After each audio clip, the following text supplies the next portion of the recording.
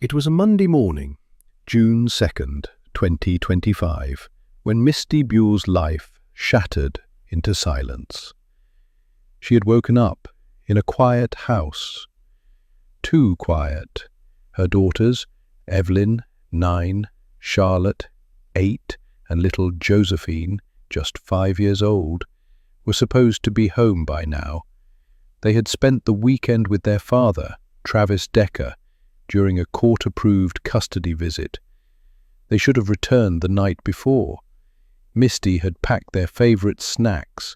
Their rooms were clean, their pajamas were neatly folded on their beds.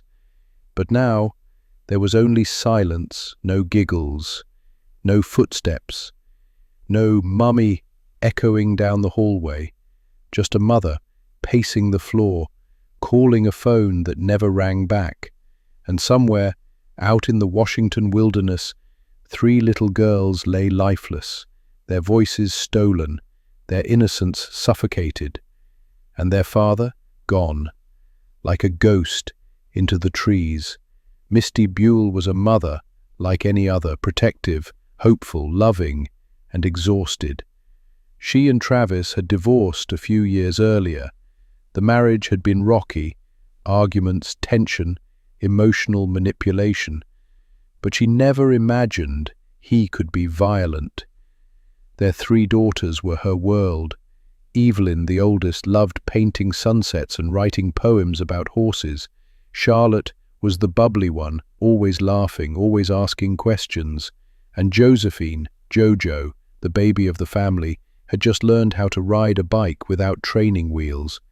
They were smart, sweet, and full of life. And they adored their dad, or at least the version of him they used to know. On May 30th, 2025, Travis Decker picked up his daughters from Misty's home in East Wenatchee, Washington.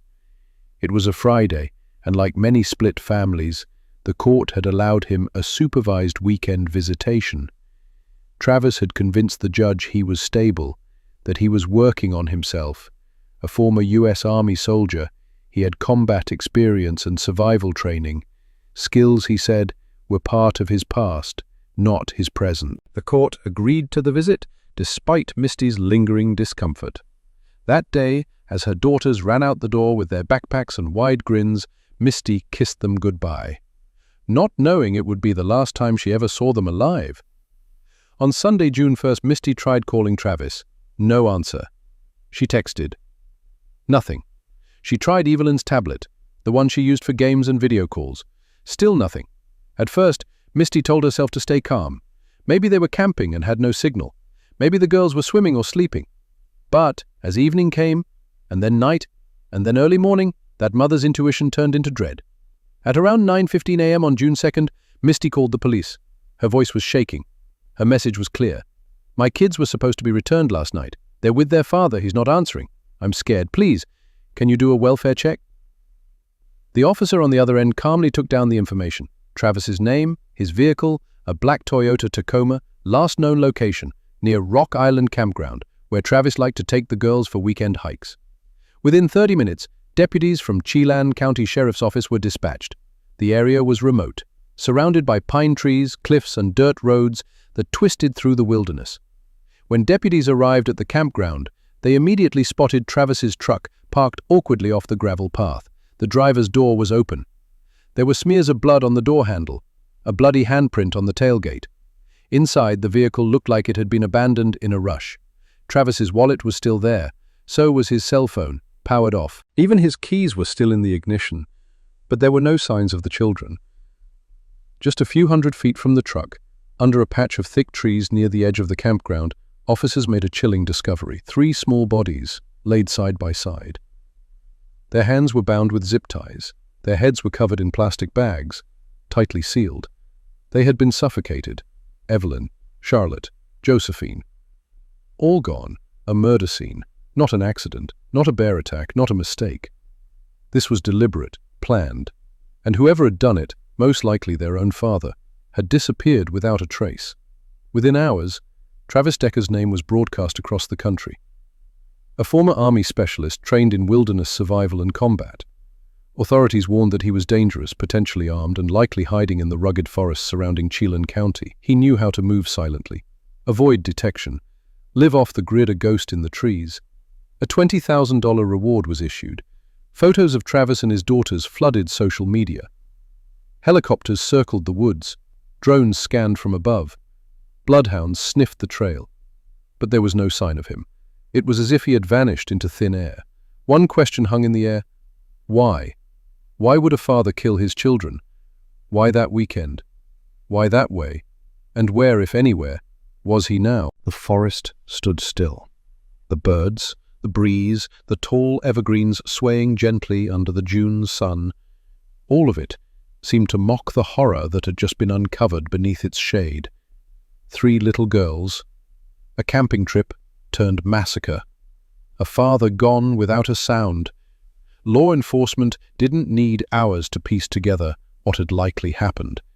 They needed minutes. The blood, the bindings, the silence. This wasn't a kidnapping gone wrong. This was a calculated triple murder, one committed by someone who knew the land, someone who could disappear into it. Born in 1986, Travis Shane Decker wasn't always a ghost hiding in the forest. He grew up in the Pacific Northwest, athletic, polite, quiet. A local boy with dreams of service and structure. After high school, he enlisted in the United States Army and served 2 tours overseas. Travis had survival skills. He knew how to hike, track, camp, live off the land, and evade detection, training that once made him a soldier.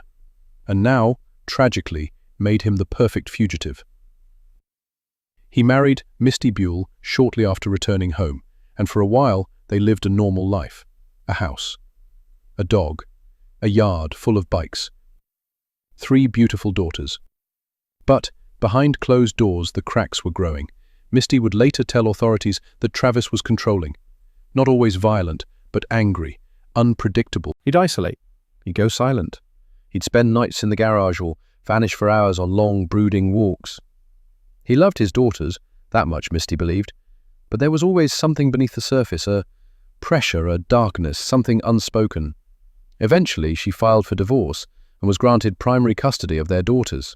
The court gave Travis supervised visitations at first, which Misty agreed to, against her gut instinct. Over time, those visits became unsupervised. After all, he had no criminal record. He was their father. He seemed calmer now. He passed his evaluations. But evil often wears a calm mask. When Travis picked up the girls on May 30th, Misty had no idea what he was planning. He told the court he was taking them camping, fresh air, fishing, time to bond. What he was really doing was scouting remote locations near Rock Island campground. He had packed zip ties. He brought plastic bags. He didn't bring backup clothes or a cooler full of snacks or even extra water. He brought what he needed to end lives and run. Throughout the weekend, Misty texted and called. How are the girls? Can I FaceTime Evelyn before bed? Are you guys back at the truck yet? No replies. On June 1st, she left voicemails, dozens, each one more desperate than the last. By the morning of June 2nd, she was sobbing into her phone as she spoke to the Chelan County Sheriff's Office. Please, something's wrong. He always answers. He's not answering. They should have been home. My daughters, my babies. Please check. She didn't know then what the deputies would find just hours later. But somewhere in her bones she already knew. A mother always knows. By the afternoon of June 2, news had spread. The story hit every major outlet. Washington father wanted after killing 3 daughters. Veteran vanishes after triple murder. Manhunt begins for armed, dangerous fugitive in the Cascades. Photos of the Decker girls were plastered on every screen. Evelyn smiling shyly behind her glasses. Charlotte hugging her stuffed rabbit. Jojo wearing a birthday crown made of glitter and pink paper. People across the country wept for a family they'd never met. Comment sections filled with rage, sorrow, disbelief. How could a father do this? Why didn't the courts listen to the mother? Find him, fast.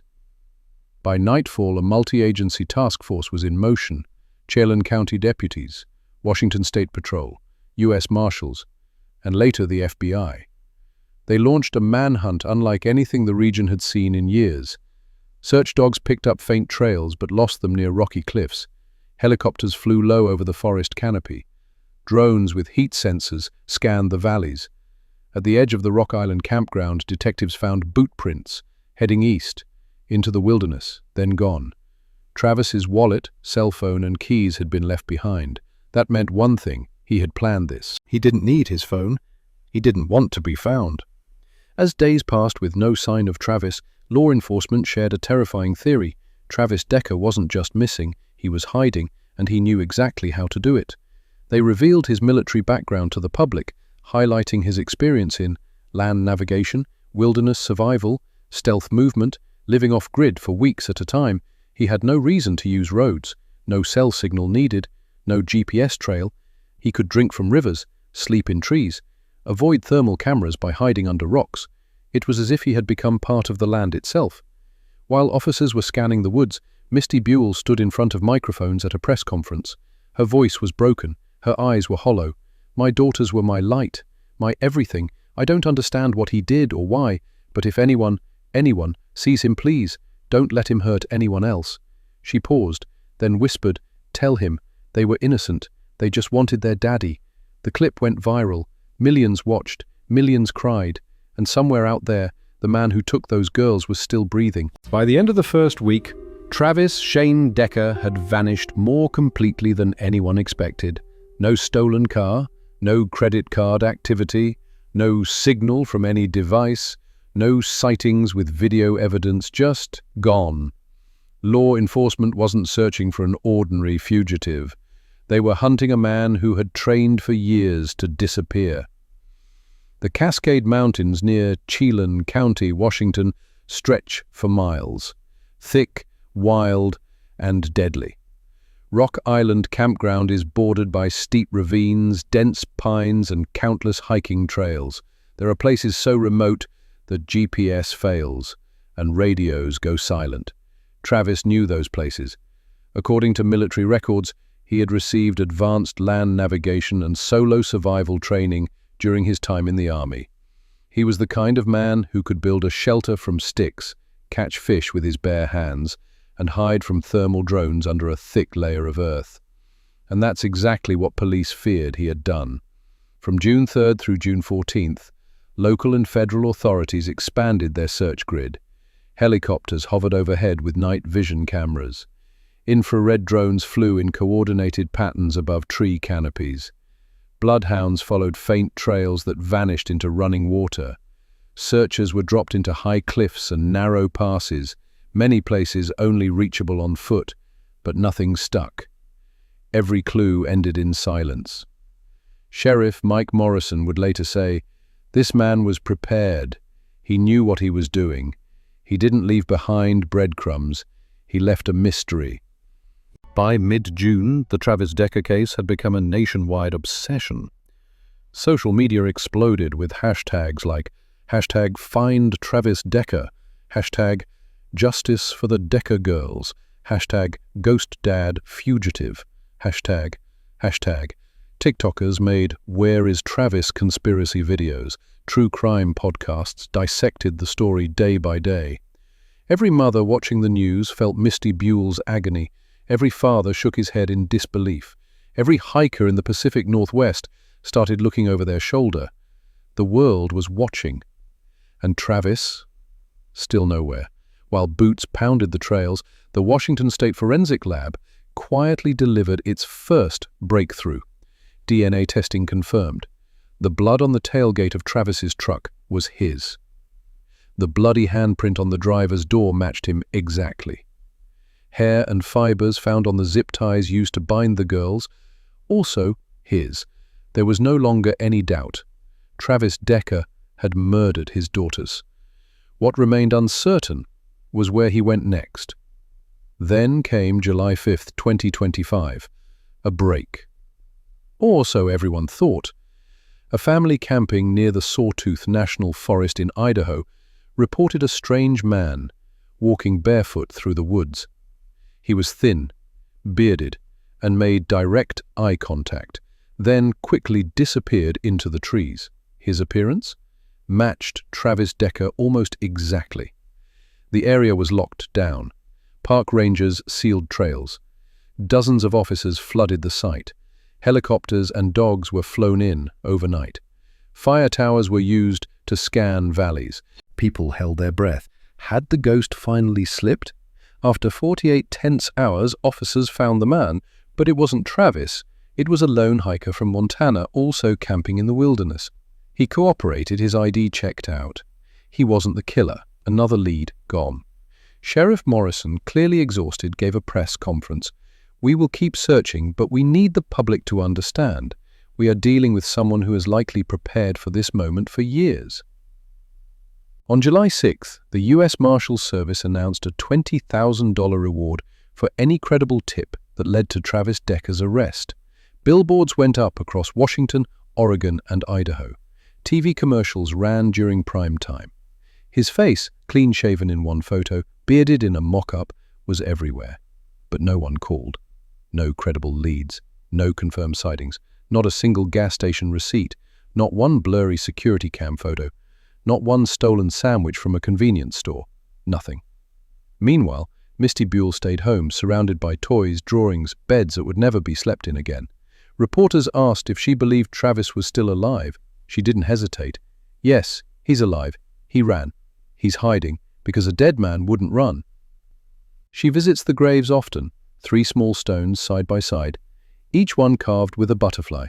"I talk to them," she said. "I tell them Mommy's still here, that I won't stop until he's found." With no resolution in sight, theories began to swirl. Some believed Travis was dead, that he had taken his own life after the murders, and his body had yet to be discovered in the thick brush of the Cascade Wilderness. Others, including many experts, believed he was alive and simply hiding too well to be caught.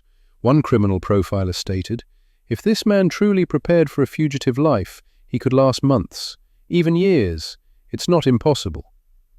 People even speculated that he had help, maybe a friend or ex-military contact who picked him up far from the campground. Some suggested he crossed into Canada or built an underground shelter. No one knew for sure. Travis Shane Decker is no longer just a man. He's a phantom, a symbol of rage, betrayal, and heartbreak. And while his face may be aging in the shadows, the pain he left behind remains young, fresh, eternal. 3 girls will never grow up, never blow out birthday candles, never graduate, never fall in love. All because the one person who was supposed to protect them became their executioner.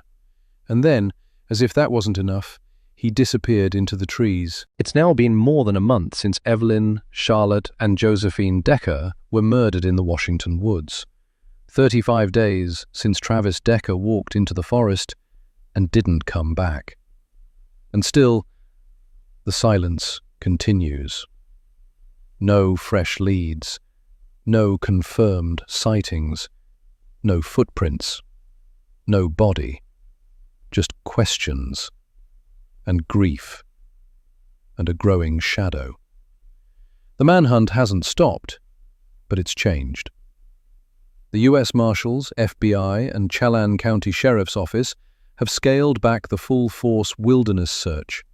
The intensive ground sweeps that once covered 50 square miles a day are no longer sustainable.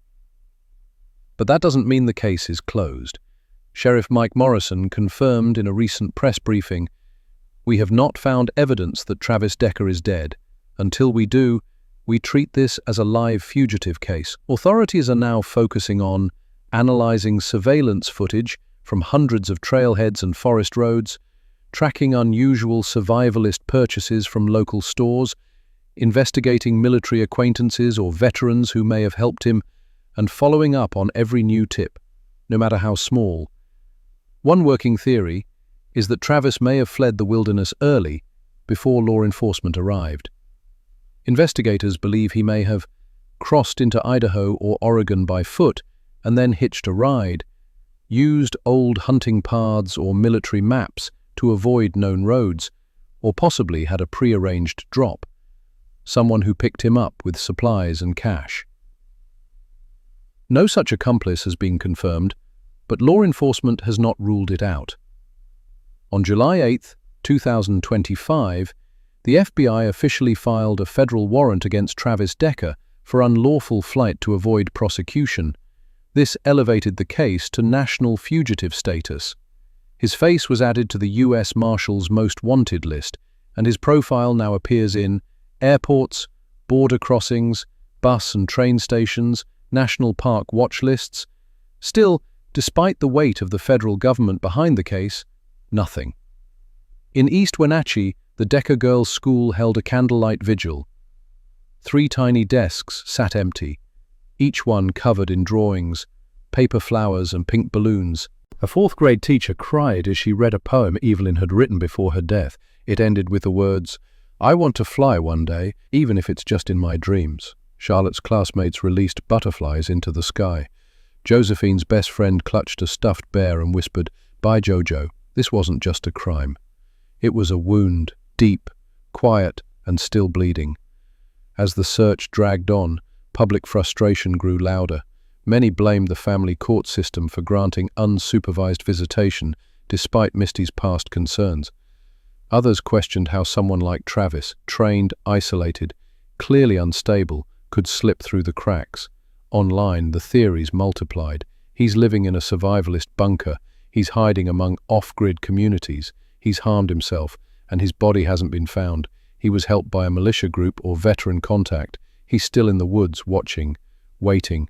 A criminal psychologist told CNN, "This is a man who believed the world was closing in on him. He didn't snap. He planned. He executed. He escaped."